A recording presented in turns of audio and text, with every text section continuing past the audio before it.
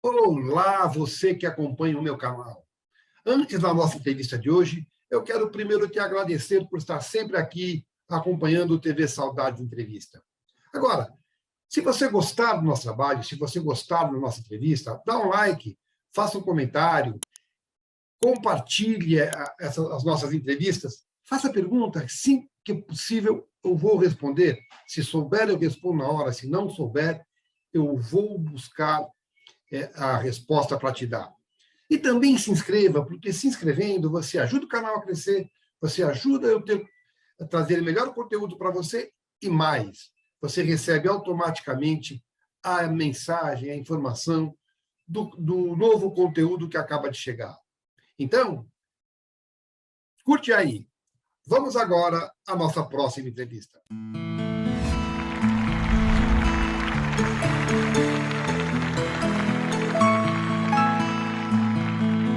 Olá, TV Saudades Entrevista de hoje tem a satisfação, tem a alegria de receber uma atriz brasileira, por que não?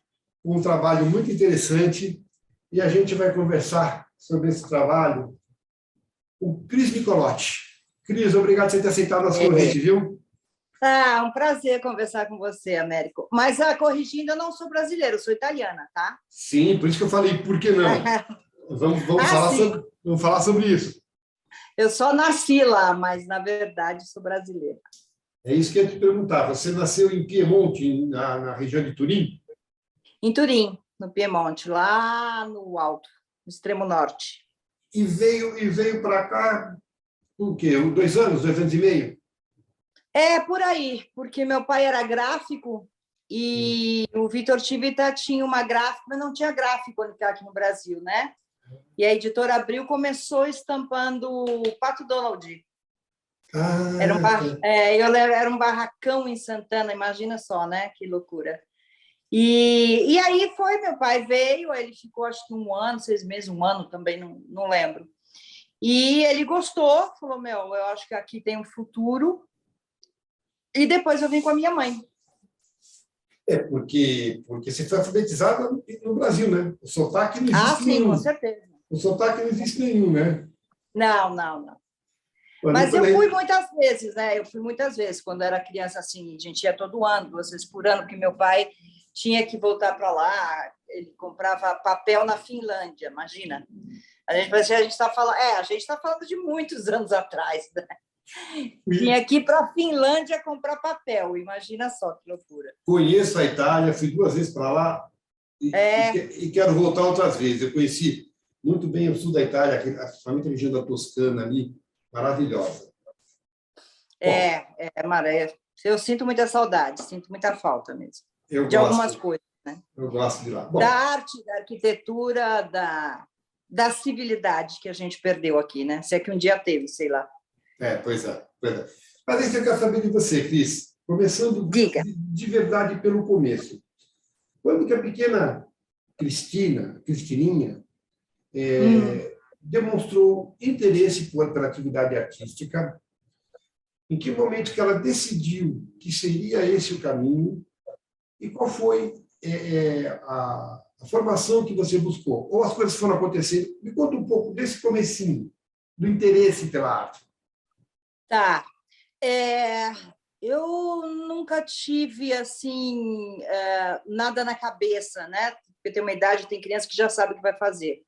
Mas o meu interesse, assim, que foi uma certeza imediata, foi quando meu pai e a minha mãe foram no Teatro Ruth Escobar assistir Hair, a primeira montagem, né? Com Altair Lima, aquela primeira montagem. E trouxeram o LP para casa. Eu ouvi aquele LP e enlouqueci. Eu pirei, eu enlouqueci. Eu fico olhando para você aqui, não estou olhando para a câmera, né? E aí eu pirei, enlouqueci. Aí eu ouvi aquele CD, gente, juro, eu sabia tudo de cor, que era o de cor meu, né? Que não sabia inglês, então. E eu falei, não, eu vou ser atriz. Eu ficava trancada no quarto, na frente do espelho, e dançava as músicas, e fazia a cena. E ali eu falei, não, eu vou ser atriz, ponto final. Mesmo porque o irmão da minha mãe, na Itália, ele era um ator de teatro. Então, já tinha, sabe, uma coisinha assim que apitava. E E dali foi. Aí, obviamente, eu fui proibida pelos meus pais, é claro, né? É isso, Estudava... isso, imagina, mas nem pensar, era uma coisa assim. Aí eu comecei o meu primeiro emprego em teatro, eu tinha de 15 para 16 anos, foi na seção de brinquedos do Mapping, acredite. Mapping, para quem não conheceu, para quem não conhece, foi uma grande loja de magazine de São Paulo, né? De São Paulo, na frente do Teatro Municipal, né? Onde hoje é não sei o quê. E foi muito famosa, foi uma magazine muito famosa, né? Nossa, demais. Mapping era tudo. Mapping, venha correndo, Mapping, chegou a hora, Mapping, é liquidação. Mapping, tem tudo aqui no Mapping, muitos descontos, Mapping, é liquidação. Mapping, venha correndo, Mapping, chegou a hora, Mapping, é liquidação. Liquidação no Mapping. Era tudo, era como hoje... nem tem comparação, só tinha Mapping e Sears, imagina, a gente está falando de 1960 mais de 50 anos atrás. Então, aí veio o Woodstock, né? Foi uma grande influência, com certeza, né? O Woodstock na mentalidade, né? E no sonho de paz e amor bicho, então todo mundo queria ser hippie, né? Então, eu era hippie. Vendia pulseirinha na rua, sem minha mãe saber, obviamente, mas eu era uma hippie meia boca, porque depois eu voltava para casa e dormia na minha cama, entendeu? Então, era um hippie meio fakeado. Eu sei que tudo começou com o hair mesmo, aí esse primeiro emprego foi com 2 amigos meus, até com um deles eu casei, 37 anos depois acabei casando, você vê como a vida é louca. Eu tenho marido hoje? Não, a gente se separou, mas é meu melhor amigo. Né, Cacá Blois, que é músico. Tá. E a gente fazia a loucura, não tinha texto, era assim, hoje nós vamos fazer o Batman. Éramos em 4, né? Cláudia Borioni, também uma grande atriz, que hoje mora na Itália, o Milton Levi, que é um ator, e o Cacá Blois, que era músico. Então, a gente fazia qualquer coisa. Milton você imagina na... Milton é meu amigo. Milton é meu amigo.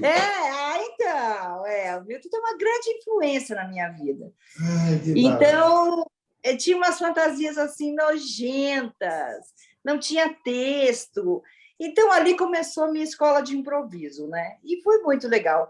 Dali, depois, eu comecei a fazer teatro amador, até que, com 18 anos, eu comecei a estudar com Augusto Boal, que foi meu grande mestre, né? Então, você perguntou da minha formação. A minha formação é intuitiva, a paixão, a leitura, né? Porque não é que tinha muito curso na época. Não pude entrar na EAD porque meus pais não deixaram. E naquela época... Isso que eu queria falar com você. A gente já retoma aqui da partir do Boal. Você é filha de italianos. Normalmente, já tinha um tio ator. Normalmente, o europeu tem a cabeça mais aberta para essa coisa. Aqui no Brasil ainda tinha muito preconceito. Você enfrentou isso, mesmo teus pais sendo italianos? Me conta um pouco. Nossa, muito, porque eu acho que em qualquer lugar do mundo, talvez não, até em Hollywood naquela época, se a gente for para trás em Hollywood, era assim, o que era ser ator? Era puta, viado e drogado. Esse era o estereótipo que tinha. Então, você falava em casa, eu vou ser atriz, acabou. Né? Quer dizer, você ficava até de castigo. Era uma... eu sofri perseguição dos meus pais mesmo. Não tinha liberdade de... Eu, durante muito... Até tirar o meu DRT profissional, eu fiz tudo escondido. Ensaiava escondido, mentia, ficava em cartaz escondida. Enfim, foi uma loucura. Mas, como eu estava dizendo, eu não pude fazer AD porque meus pais não permitiram. E naquela época a gente respeitava os pais. A gente tinha medo dos pais. Então, assim, não é, mas eu quero fazer, eu vou fazer e fuck. Não existia isso. E aí eu falei, o que é mais próximo da EAD? Eu falei, publicidade, né? Dentro das categorias que tinha. E aí acabei me formei publicitária na FAAP. E quando, no dia da formatura, eu lembro, eu falei para minha mãe, bom, tá aqui. Tá aqui o quê? O que você queria. Você não vai pegar seu diploma? Eu falei, não, o diploma é seu. Eu fiz a faculdade, mais ou menos, porque eu também já trabalhava, então não é que eu fazia muito a faculdade, né? E você vai buscar. E minha mãe foi buscar o diploma, botou num quadrinho, né? Ela faleceu há 4 anos agora, e agora, pegando as coisas dela, é que apareceu o meu diploma e está ali no armário, porque é um diploma que não... Eu trabalhei como publicitária, tive uma carreira muito breve, porém brilhante em publicidade, mas, assim, larguei porque eu falei, não é isso, agora eu vou fazer. Gostando ou não gostando, eu já tinha lá meus 20, 21 anos, né? Então, falei, tchau. Você tem irmãos, Cris? Tenho um irmão. Não seguiu a carreira artística completamente? Ele é diretor de fotografia. De certa forma, ele foi pro lado do cinema e tal. Mas homem, naquela época, menino, o filho, homem, era diferente. Ele podia fazer o que ele queria. Mulher é que não podia, né? Mesmo sendo viado e drogado? Sim, mas assim, era... não, homem não ia ser viado e drogado, não, jamais. Era a mulher que era um problema. Talvez se ele quisesse ser ator, talvez, mas como caía na parte de cinema, numa coisa mais técnica, então... Gente, desculpa que eu estou me esfregando assim, mas é que está um calor, vocês não têm ideia. São Paulo está insuportável hoje. Me diz uma coisa, seus pais chegaram a ver você nos palcos? Em algum momento eles se renderam à atriz já feita, já formada, já caminhando? Olha, a primeira vez que eles foram me ver foi no meu primeiro espetáculo profissional, que foi com o Ronaldo Ciambrone, era um musical imenso, nem sei quanta gente tinha, era uma coisa gigantesca, lindíssima, que era a vida da Carmen Miranda, era um coral assim de 30, 40 vozes, era muita gente, espetáculo muito bonito. E eles foram ver, era no TBC, grande saudade do TBC. Eles foram ver, mas foram embora. Aí eu saí do camarim assim, sabe? É um hábito, né? Quando você conhece alguém que te convida para o espetáculo, a pessoa te esperar, e eles tinham ido embora. Eu cheguei em casa e não falaram nada. Nunca gostaram. Minha mãe se rendeu realmente, e o meu pai, talvez antes do que ela, quando eu fui para a televisão. Aí que eles falaram, putas, ela conseguiu, hein? Aí começou, sabe? Foi uma estrada dura. Tá. Mas desde que você disse que você foi publicitária, você sempre levou a arte paralelamente, ou quando você foi publicitária, você deixou de lado e fez só publicidade? Não, eu fazia teatro amador junto, tanto que eu fui para a Editora Abril, porque eu queria fazer fotografia, né, em estúdio, que era o mais próximo de mim, e era uma coisa que eu gostava, eu aprendi muito, muito com fotógrafos maravilhosos, e eu fazia produção de moda, quer dizer, eu fazia a produção do não é comercial, como chama? Do anúncio, né? Que tinha muito antigamente, hoje tem menos. E aí eu me tornei produtora-chefe, assim, em pouquíssimo tempo. Revista Cláudia, e eu adorava. Né? A Cláudia? A revista Cláudia? Era a revista Cláudia, e eu fazia Cláudia Moda e Nova, que eram os musts, né, da época. E revista era um must, né, você comprar uma revista. Então, foi uma época muito legal, época de estúdio, de criação, mas quando deu, acho que eu não fiquei nem um ano. Quando eu cheguei no auge mesmo, eu falei tchau. Todo mundo quase me matou, porque eu tinha um bom salário, era registrada, aquelas coisas que eram muito importantes, né? E eu falei, não, eu quero fazer teatro e ponto, acabou. E eu vou fazer. E aí, o que aconteceu aí? Deixa eu falar para o produtor. Lá, na época da Abril, você também ajudou a fundar 2 revistas, a criar 2 revistas, né? Contos do Ortigão. Você Contos do Ortigão e Alegria Cruzadinhas. O que você faz? Qual a tua participação na criação dessas revistas? Nossa, olha que você foi buscar, eu nem me lembrava mais. Isso foi uma outra época, foi mais tarde, numa época entre safra, tipo, entre uma peça e outra, que você não está sem emprego. Eu fui, eu não me lembro como eu fui para lá. Eu acho que foi a primeira esposa do Milton Levi, a Flávia Muniz, que me chamou. E o Ortigão, eu escrevi os contos do Ortigão, que era uma revistinha, né? Daquelas que criança lia, né? Que hoje não tem mais. Fazia cruzadinhas, eu bolava as cruzadinhas e não me lembro o que mais, mas era gostoso, era um negócio gostoso. Tudo que era de criar, para mim, era bom.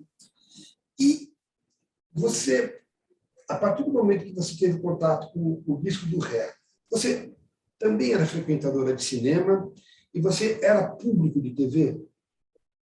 Televisão? Não, porque... Desculpa, te cortar. Não.